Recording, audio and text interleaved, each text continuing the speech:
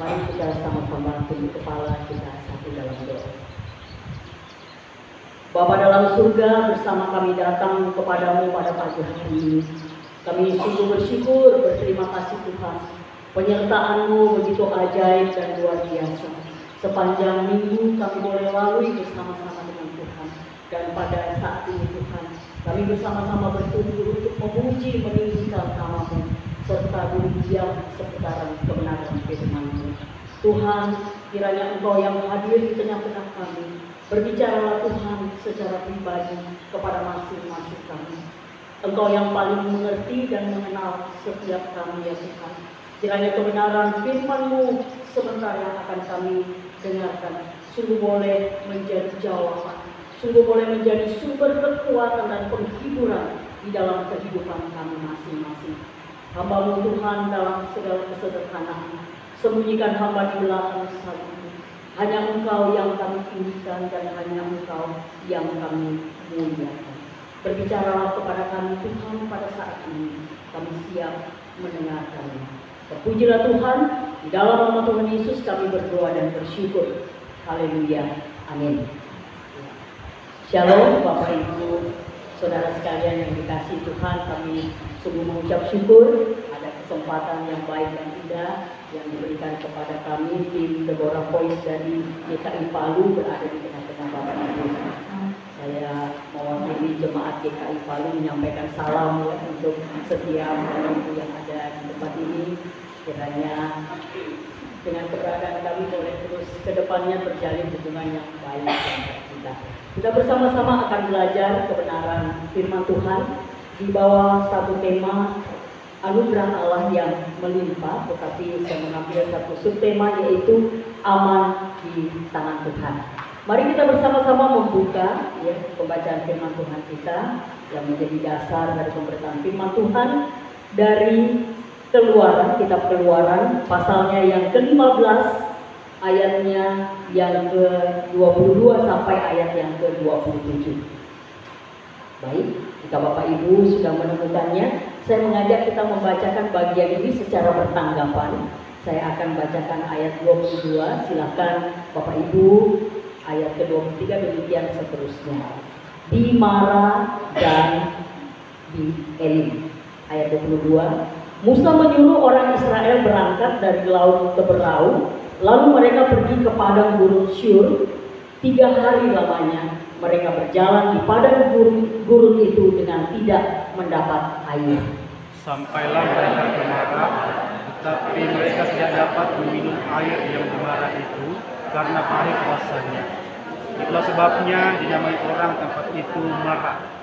Lalu bersungut-sungutlah bangsa itu kepada Musa. Kata mereka, apakah yang akan kami minum? Musa berseru-seru kepada Tuhan, dan Tuhan menunjukkan kepadanya sepotong kayu. Musa melemparkan kayu itu ke dalam air, lalu air itu menjadi manis. Di sanalah diberikan Tuhan ketetapan-ketetapan dan peraturan-peraturan kepada mereka, dan di sanalah Tuhan mencoba mereka.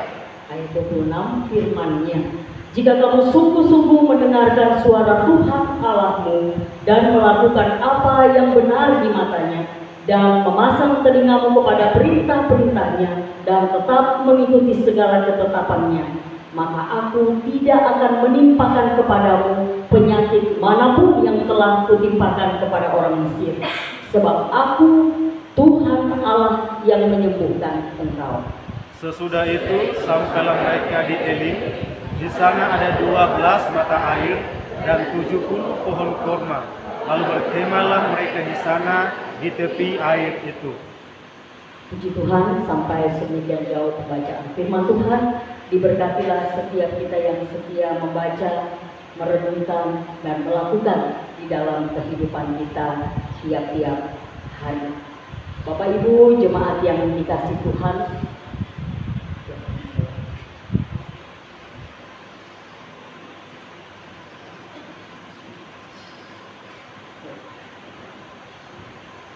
Bapak Ibu jemaat yang dikasihi Tuhan, kita sekarang ini berada di tengah-tengah dunia yang mengalami banyak perubahan dan banyak tantangan. Kalau misalnya Bapak Ibu rajin membuka searching di Google ataupun membaca berita-berita melalui koran. Mungkin koran sudah tidak lazim sekarang ya, atau mendengarkan berita di TV. Ada banyak hal-hal yang tengah berubah di tengah-tengah situasi kita saat ini.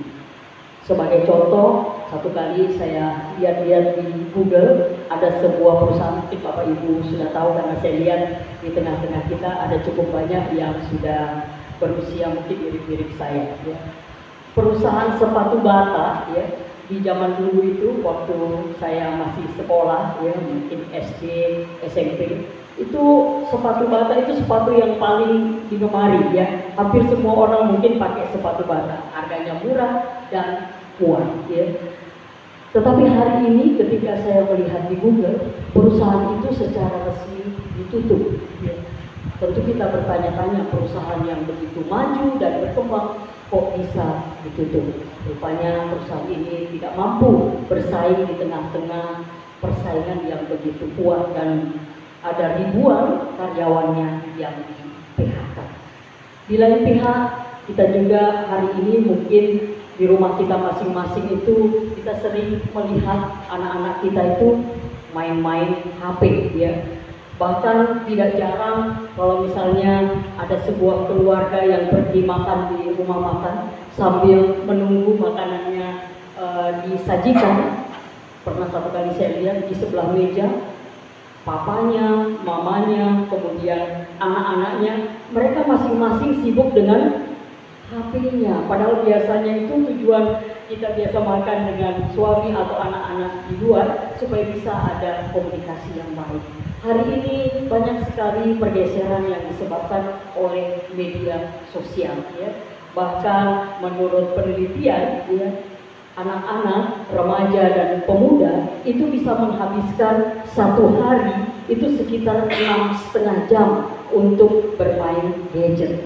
Mungkin ini bukan hanya anak remaja dan pemuda saja, barangkali juga tanpa disadari torang-torang ini, ya, mungkin bisa lihat sebelah kiri kanan, satu hari habiskan waktunya medsos berapa lama, ada yang menonton drakor mungkin dan lain sebagainya, sehingga terkadang tanpa kita sadari waktu kita terkuras dan habis oleh media sosial. Ya, itulah yang kita hadapi. Dan di lain pihak juga, mungkin Bapak Ibu sudah pernah dengar tentang LGBT, ya. Itu bukan sejenis makanan, ya, tapi LGBT itu singkatan dari apa itu? Ya, lesbian, kemudian bisex, kemudian gay dan transgender, ya. Hari ini begitu marak, ya, LGBT di tengah-tengah kita, ya. Mungkin di zaman dulu ada bahasa-bahasa babencongana atau apa, ya. Tapi sekarang orang-orang yang seperti begitu sudah bisa diterima oleh di berbagai negara. Bahkan kalau dilihat-lihat di YouTube dan lain-lain, hari ini di Bali itu sudah banyak pernikahan antara sesama jenis, ya, perempuan dengan perempuan, laki-laki dengan laki-laki. Padahal itu sangat dilarang oleh Tuhan, ya. Di tengah-tengah dunia yang berubah saat ini, tentunya kita sebagai anak-anak Tuhan merindukan kehidupan yang bisa aman dan nyaman.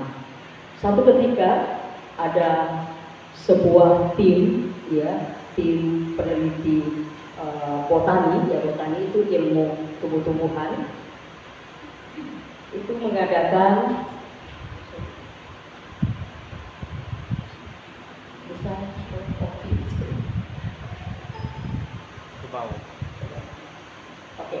mengadakan penelitian di pegunungan Alpen, ya.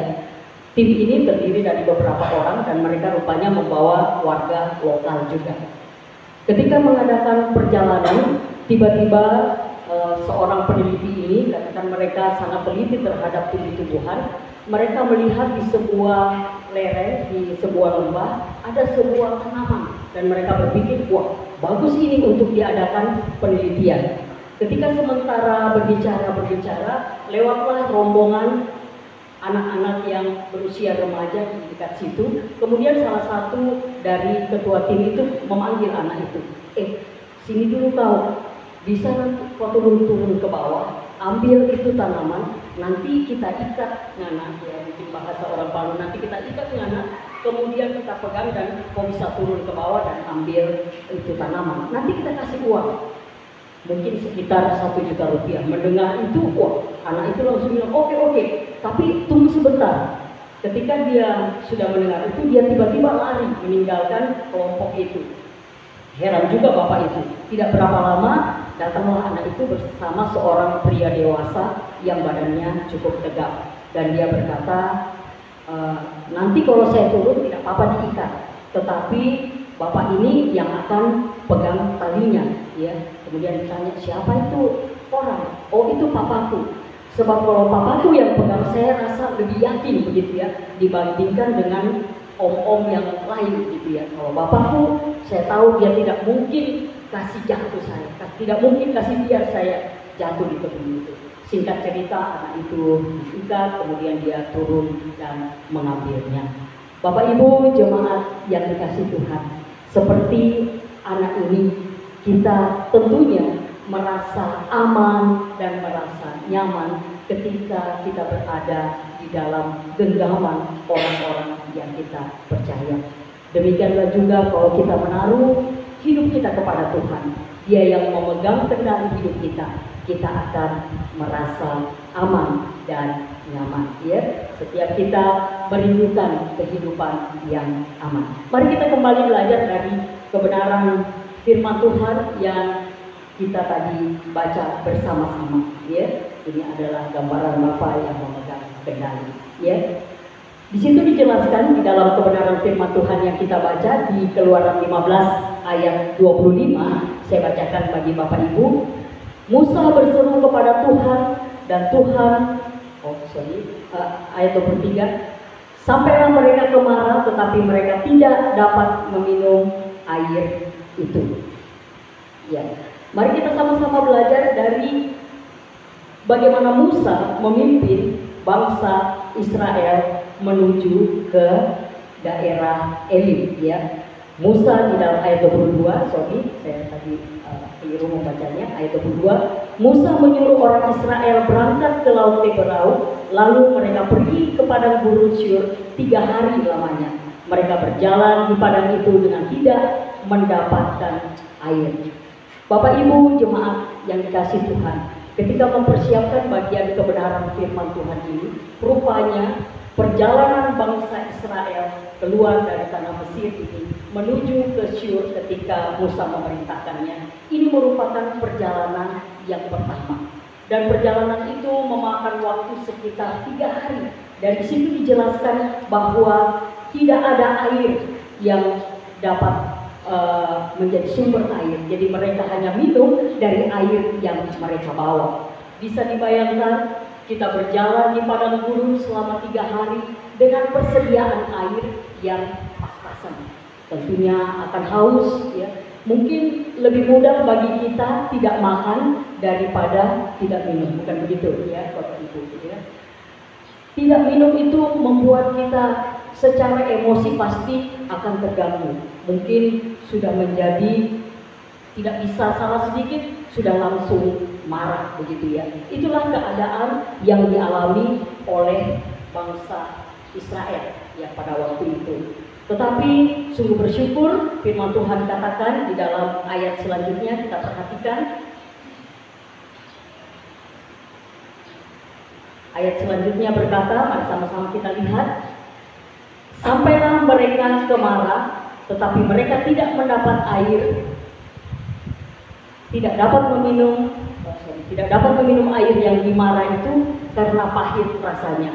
Itulah sebabnya dinamai tempat itu Mara. Waktu mereka tiba di satu tempat, ya mereka sudah senang karena waktu tiba di Mara ada sumber air di sana. Jadi berlomba-lombalah mereka menuju ke Mara. Tetapi ketika sampai di sana, waktu mereka mau ambil itu air dan masukkan ke mulutnya, air itu pahit. Jadi langsung mereka membuangnya. Dan ketika mereka mendapatkan hal itu, mereka tentu berpikir, Tuhan ini PHP saya, ya. Tuhan ini PHP bangsa Israel. Tahu itu PHP, pemberi harapan palsu ya. Jadi mereka sudah begitu bersemangat lihat ada mata air, sampai di sana ternyata airnya itu pahit. Apa yang dilakukan oleh bangsa Israel, mulailah mereka seperti kebiasaan yang sebelumnya, mereka itu bersungut-sungut kepada Musa, dan Musa diperintahkan oleh Tuhan ketika dia menyampaikan hal itu kepada Tuhan untuk melemparkan sebatang kayu, dan itu air itu menjadi manis. Bapak Ibu jemaat yang dikasihi Tuhan, mujizat terjadi. Air yang pahit berubah menjadi manis ya. Tuhan menyatakan kuasanya. Kalau Bapak Ibu memperhatikan ya, kalau kita sering mungkin kajian di sekolah minggu atau mendengarkan firman Tuhan tentang bangsa Israel, dalam perjalanan kehidupan mereka ini, mujizat demi mujizat mereka alami. Waktu masih dalam perbudakan di Mesir, mereka sudah mengalami bagaimana pertolongan, bagaimana kuasa Tuhan. Bahkan ketika Tuhan akan membebaskan mereka, ada 10 tulah yang Tuhan nyatakan di dalam kehidupan bangsa Israel. Ya. Air sungai Nil berubah menjadi darah, kemudian juga ada tulah berupa belalang, berupa nyamuk, dan lain sebagainya. Bahkan pada puncaknya ketika Firaun mengizinkan bangsa Israel untuk keluar dari tanah Mesir, yaitu tulah anak sulung yang meninggal. Sungguh luar biasa kuasa dan pertolongan Tuhan, mujizat Tuhan yang dinyatakan bagi bangsa Israel. Dan ketika mereka sudah berbondong-bondong meninggalkan Mesir, di dalam perjalanan Firaun berubah pikiran dan memerintahkan semua pasukannya untuk mengejar bangsa Israel. Tetapi mujizat Tuhan, kuasa Tuhan lagi dinyatakan bagi bangsa Israel. Laut kosong terbelah menjadi 2, dan bangsa Israel dapat melewati laut itu dengan bebas dan leluasa. Pertolongan demi pertolongan, mujizat demi mujizat dialami oleh bangsa Israel. Tetapi ketika menghadapi suatu kesulitan, mereka mengalami atau mereka melakukan hal yang sama seperti yang sudah mereka lakukan, yaitu mulailah mereka bersungut-sungut ya. Kenapa airnya pahit?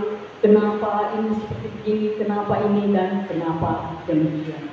Terkadang di dalam kehidupan kita sebagai anak-anak Tuhan, ketika kita juga diperhadapkan kepada situasi yang sulit atau hal-hal yang kita tidak harapkan, atau hal-hal yang mungkin bagi kita itu merugikan, bukannya kita datang kepada Tuhan dan memohon hikmat dan pertolongannya, biasanya yang langsung kita lakukan adalah mungkin panik atau marah-marah atau mempersalahkan Tuhan atau bersungut-sungut menghadapi situasi-situasi itu. Kita mirip sekali seperti bangsa Israel ini. Kita tidak mau menerima hal-hal yang mungkin bagi kita tidak mengenakan. Kita tidak mau menerima hal-hal yang mungkin bagi kita tidak menyenangkan. Mari kita sama-sama belajar dari apa yang Tuhan ingin nyatakan kepada bangsa Israel melalui pengalaman ini, dan juga menjadi pembelajaran bagi kita di tengah-tengah menghadapi krisis yang kita hadapi ataupun pergumulan yang kita hadapi. Sikap yang pertama ya, melalui kita melihat tadi bangsa Israel, anggaplah mereka itu mengalami kegagalan, tapi janganlah kepada kita ya. Mari kita belajar hal yang pertama, bagaimana sebagai anak-anak Tuhan kita merasa aman di tangan Tuhan yang penuh dengan kuasa, penuh dengan pertolongan itu. Yang pertama, kita perlu beriman, percaya dengan sungguh kepada Bapa kita di surga. Apa artinya beriman? Beriman artinya kita mempercayakan hidup kita sungguh-sungguh kepada Tuhan. Seperti tadi penggambaran anak kecil yang turun mau mengambil tanaman yang akan diteliti itu. Ketika dia mau turun, dia tidak mau tim dari botani itu yang memegang tali itu. Dia mau papanya. Kenapa dia mau papanya? Karena dia tahu betul papanya Dia kenal betul papanya. Semenjak dia mungkin dia remaja, dia masih kecil, bagaimana papanya selalu menolong dia, bagaimana papanya selalu membela dia. Demikianlah dengan kita. Di tengah-tengah tantangan dan pergumulan, ingatlah kita aman bersama Tuhan ketika kita sungguh-sungguh mempercayakan hidup kita kepada Tuhan. Itu arti yang pertama dari beriman. Kemudian yang kedua, ingatlah Tuhan pemegang kendali tali kehidupan kita. Ya. Tuhanlah yang memegang kendali di dalam hidup kita. Dialah pemelihara kehidupan kita. Kalau Bapak Ibu mempelajari kebenaran firman Tuhan dari Yohanes pasal yang ke-10, di situ menjelaskan tentang Tuhan adalah gembala yang baik. Gembala yang rela menyerahkan nyawanya. Bahkan dikatakan di situ di dalam firman Tuhan di dalam Yohanes 3 ayat di dalam Roma 8 ayat 32, mari sama-sama kita buka ya, apa yang Tuhan lakukan kepada kita sebagai anak-anaknya. Roma 8 ayat 32. Ya, jika sudah menemukan, mari kita membaca bersama-sama. 1, 2, 3. Ia yang tidak menyayangkan anaknya sendiri, tetapi yang telah menyerahkannya bagi kita semua. Bagaimana mungkin ia tidak mengaruniakan segala sesuatu kepada kita bersama-sama dengan Dia. Hal ini menunjukkan betapa Allah Bapa di surga itu sangat mengasihi kita. Dia tidak menyayangkan anaknya yang tunggal. Ketika kita meletakkan iman dan pengharapan kita kepada Tuhan, menyadari bahwa Dialah pemegang kendali dalam kehidupan kita. Dia yang telah menyerahkan Tuhan Yesus dalam Yohanes 3 ayat 16. Mungkin setiap kita sudah hafal. Karena begitu besar kasih Allah akan dunia ini, sehingga Ia mengaruniakan anaknya yang tunggal, supaya setiap orang yang percaya kepadanya tidak binasa, melainkan beroleh hidup yang kekal. Ketika kita percaya sungguh kepada Tuhan, beriman teguh kepadanya, Dia tidak mungkin akan meninggalkan dan membiarkan kita.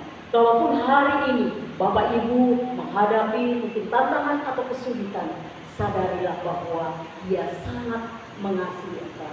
Dia yang rela menyerahkan anak tunggalnya untuk menebus dosamu dan dosaku, supaya setiap kita boleh memperoleh hidup yang kekal dan merasakan pemeliharaannya yang ajaib dalam kehidupan kita. Saya ingin mengisahkan satu kisah tentang seorang pemain biola satu tali. Ya. Paganini ini adalah seorang pemain biola di tahun 1800-an di Italia. Ya. Mungkin dari namanya Bapak Ibu so tahu. Ada di antara kita mungkin yang senang makan pizza. Ya, Paganini ini berasal dari Italia. Siapakah Paganini ini? Bapak ini adalah seorang ahli di dalam bermain biola di zamannya dan sering mengadakan konser-konser. Satu kali dia mengadakan konser besar dan dihadiri oleh ribuan orang di satu kolosseum, ya, ruangannya agak besar. Ketika sementara dia memainkan alunan biolanya dengan begitu baik dan indahnya, tiba-tiba satu dari senar biolanya itu putus. Ya. Waktu putus itu setiap yang hadir berpikir, waduh, mungkin Pak Paganini akan stop bermain dan mengganti biolanya. Tetapi rupanya tidak. Dia terus memainkan biola itu dan alunannya itu begitu baiknya. Di tengah-tengah permainannya itu tiba-tiba putus lagi satu tali, begitu ya. Jadi sisa dua tali.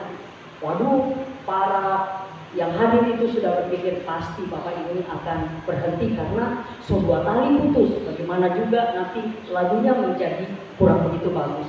Tetapi Bapak ini terus memainkannya dan alunan biola itu begitu bagus dan indahnya. Kalau orang tidak memperhatikan tali itu putus, orang pikir ini adalah bagian dari skenario lagu. Tetapi ketika terus berlanjut, talinya yang satu putus lagi, jadi tinggal satu tali. semuanya langsung gering dan sudah berpikir pasti Pak Paganini ini akan stop. Tetapi dengan satu tali pun Pak Paganini ini tidak menghentikan permainan biolanya. Dia terus memainkan biolanya itu dengan baik dan terdengar harmoni yang begitu indah dari permainan biolanya. Dan dia menyelesaikan satu lagu itu sampai selesai, walaupun hanya satu tali saja. Bapak Ibu jemaat yang dikasihi Tuhan, melalui pengalaman Paganini ini, saya ingin memberikan suatu pemahaman kepada Bapak Ibu. Kalau Tuhan yang memainkan biola kehidupan kita, mungkin ada hal-hal di dalam perjalanan hidup kita yang kita alami, seperti tali yang putus. Kita mungkin ditinggalkan oleh orang yang kita kasihi, atau mungkin kita mengalami pergumulan dan tantangan di dalam pekerjaan kita, atau mungkin kita hari ini di PHK, ataupun ekonomi kita sementara sulit hari ini, ataupun hubungan di dalam keluarga dengan anak-anak, dengan suami, istri, mertua, ipar, dan lain sebagainya. Tetapi waktu engkau mempercayakan hidupmu, seperti poin pertama tadi, beriman sungguh kepada Tuhan, Dia yang pegang kendali hidup kita, Dia yang memainkan biola kehidupan kita. Apapun yang terjadi di dalam hidupmu dan hidupku, simfoni yang indah, alunan lagu yang indah, alunan lagu yang memuliakan Tuhan itu akan tetap ada dan nyata di dalam perjalanan hidup kita. Amin Bapak Ibu. Ya, puji Tuhan. Apapun yang terjadi di dalam perjalanan hidupmu, ingatlah engkau aman di tangan Tuhan, karena kasih-Nya yang begitu melimpah di dalam hidup kita. Yang diperlukan adalah yang pertama, sungguh-sungguhlah beriman, percaya penuh kepadanya, dan tidak bimbang, dan tidak meragukan Tuhan. Tuhan tidak pernah membuat kesalahan di dalam, kalau seperti tadi musik itu, di dalam alunan sebuah simfoni. Ya, Tuhan kiranya akan terus menolong dan meneguhkan setiap kita untuk sungguh beriman dan mempercayai Tuhan. Kemudian kita baca ayat yang selanjutnya, pada ayat yang ke-26 firman Tuhan berkata, saya akan membacakan bagi kita. Jika kamu sungguh-sungguh mendengarkan suara Tuhan Allahmu dan melakukan apa yang benar di matanya, dan memasang telingamu kepada perintah-perintahnya, dan tetap mengikuti segala ketetapannya, maka aku tidak akan menimpakan kepadamu penyakit manapun yang telah kutimpakan kepada orang Mesir, sebab aku Tuhanlah yang menyembuhkan engkau.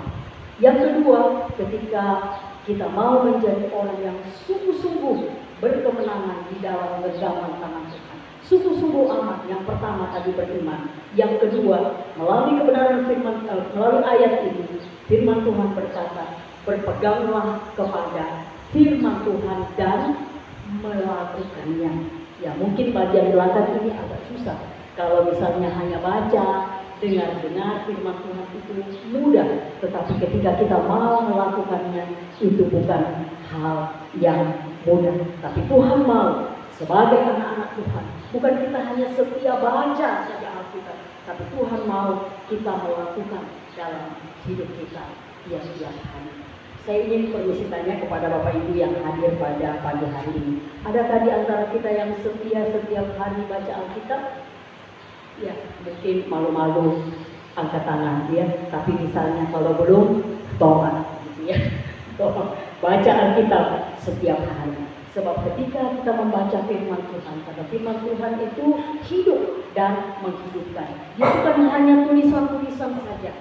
Namanya juga firman Tuhan. Jadi ada kuasa, ada kekuatan di dalam kebenaran firman Tuhan. Selain membaca, Tuhan mau juga kita untuk setia di dalam doa, ya, berdoa dan baca firman Tuhan. Sebenarnya sih saya sudah mempersiapkan satu lagu, tetapi tidak bisa ditampilkan, jadi tidak apa-apa, jadi saya sharing saja.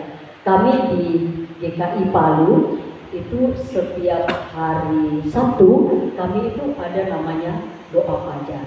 Nah, doa fajar ini baca firman Tuhan, kemudian berdoa bersama. Itu kami lakukan melalui Zoom, dan saya mengikuti kegiatan ini sudah sekitar berapa, 3 tahun ya, sudah sekitar 3 tahun.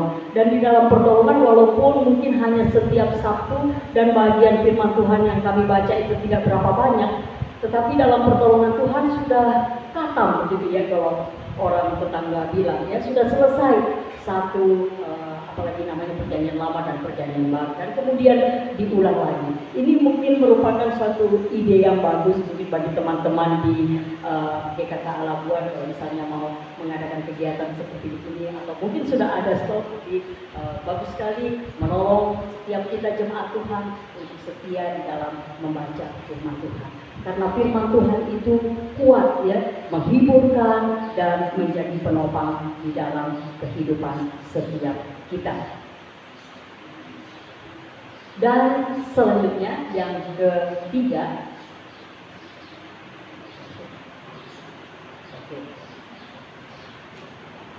kita baca sama-sama di ayat 27. Silakan Bapak Ibu baca di ayat 27.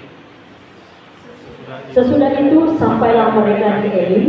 Di sana ada 12 mata air dan 70 pohon korma. Lalu berkemahlah mereka di sana di tepi air itu. Jadi yang pertama tadi beriman, kemudian taat, setia membaca dan merenungkan firman Tuhan serta melakukannya. Dan yang terakhir, ingatlah Tuhan menyediakan. Ketika mempelajari bagian firman Tuhan ini, saya melihat di peta jarak antara Mara dan Elim itu kurang lebih 20 km. Kalau mungkin berjalan di zaman itu bisa sekitar 1 hari. Tetapi kalau hari ini kan jalanan sudah bagus, mungkin sekitar 4 jam saja. Ketika merenung-renungkan, saya berpikir sebenarnya bangsa Israel tidak usah jauh marah-marah atau bersungut-sungut.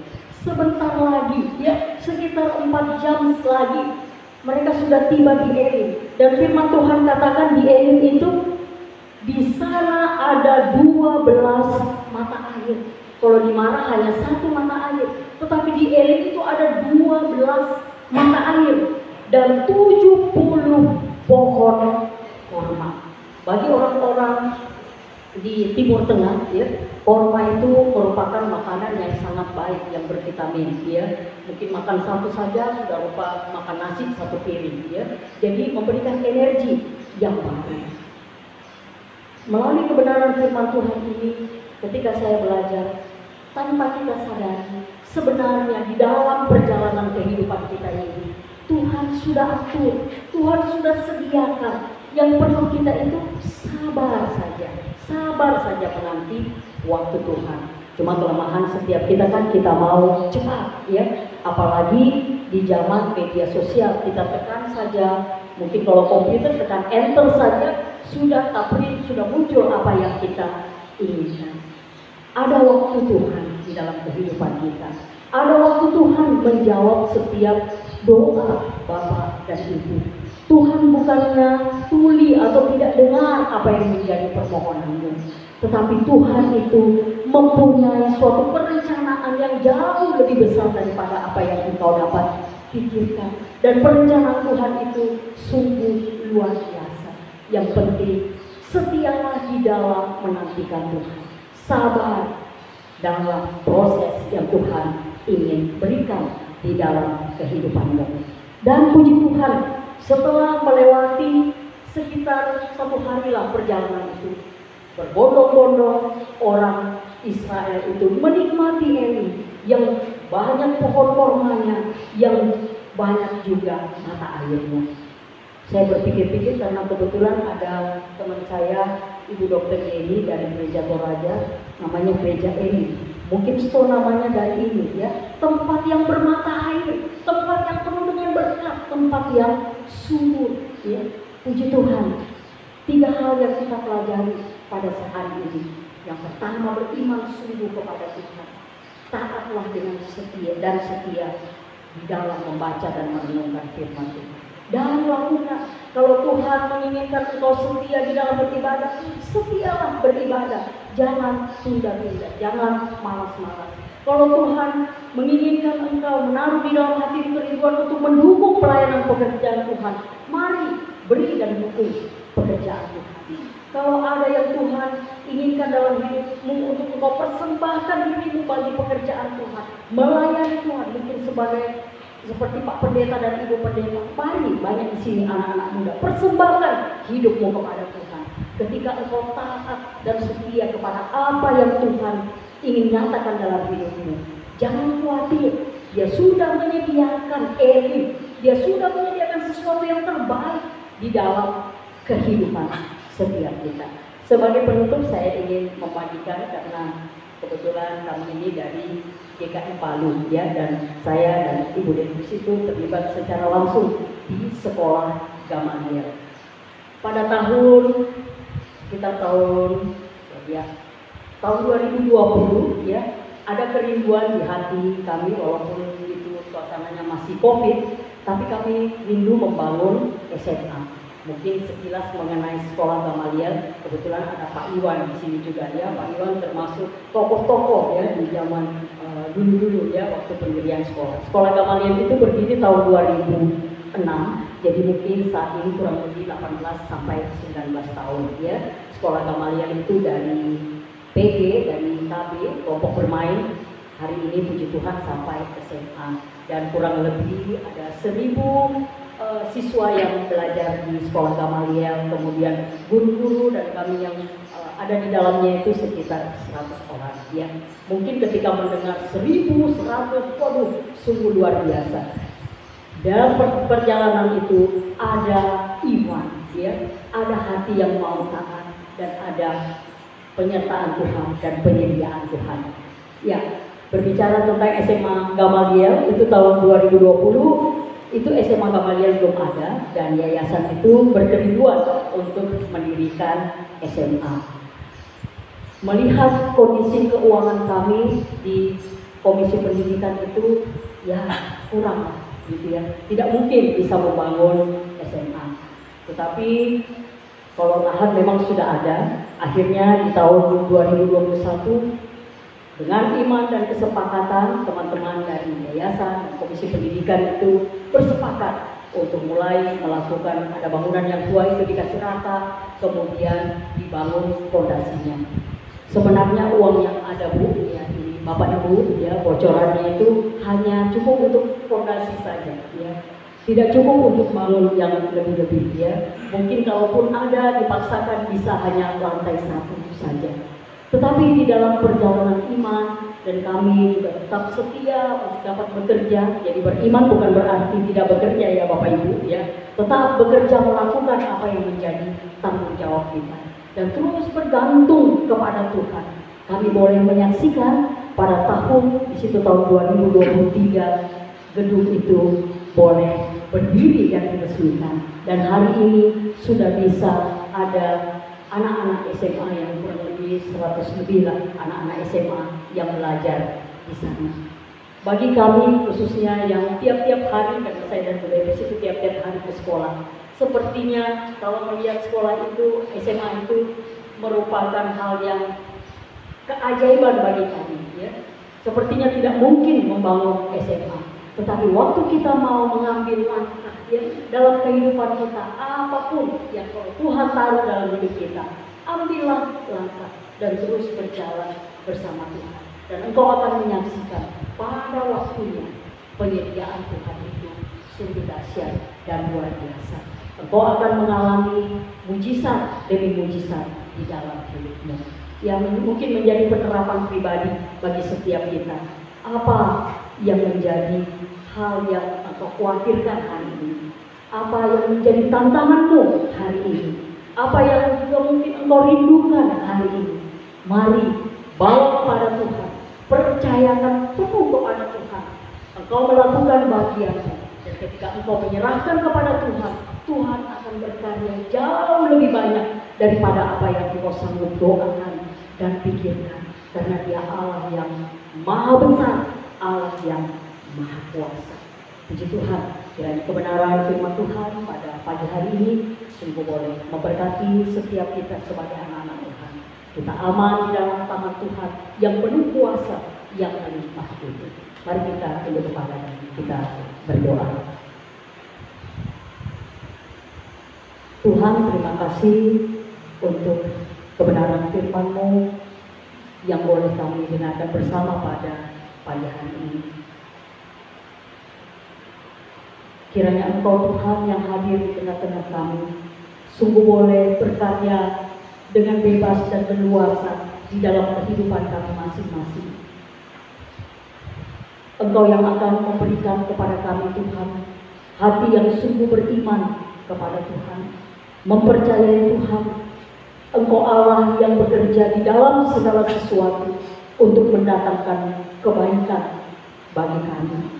Mungkin hari-hari ini Tuhan kami menghadapi situasi yang sulit, hal-hal yang tidak sesuai dengan apa yang kami inginkan, hal-hal yang mengecewakan, hal-hal yang membuat kami sedih atau bahkan luka hati. Kiranya Tuhan firman-Mu meneguhkan untuk tetap beriman dan mempercayai Engkau sepenuhnya, taat kepada firman-Mu, dan di waktu-Mu yang tepat kami bersama-sama akan menyaksikan bagaimana Engkau Allah yang menyediakan yang terbaik dalam kehidupan kami. Terpujilah Engkau ya Tuhan, materaikanlah kebenaran firman-Mu di dalam hati dan pikiran kami masing-masing. Dalam nama Tuhan Yesus kami berdoa dan bersyukur. Haleluya. Amin.